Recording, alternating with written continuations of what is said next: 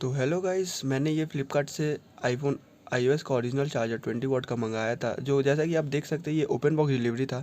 तो मैंने वो डिलीवरी बॉय के सामने इसे खोल के चेक कर लिया था कि ओरिजिनल है या कॉपी। ऐसे भी आजकल मार्केट में बहुत से कॉपी चार्जर मिलते हैं जिसे देख के आपको लगेगा कि ओरिजिनल है। तो मैंने इसका सीरियल नंबर दे के एप्पल वेबसाइट में वेरीफाई कर लिया है। तो आइए इसे अनबॉक्स करते हैं। तो आप देख सकते हैं कि इसमें सिर्फ एक चार्जर रहता है और कुछ यूज़र मैनुअल्स रहते हैं। ये मैंने 20 वाट का चार्जर मंगाया है मेरे आईफोन 14 प्लस के लिए। तो ये चार्जर मुझे काफ़ी सही लगा, इसका क्वालिटी बिल्ड इन क्वालिटी भी काफ़ी ज़बरदस्त था। तो आप देख सकते हैं इसके अंदर कुछ यूज़र मैनुअल और गाइड रखे होंगे जो कि आप पढ़ सकते हैं बाद में, या नहीं भी पढ़ेंगे तो चल जाएगा।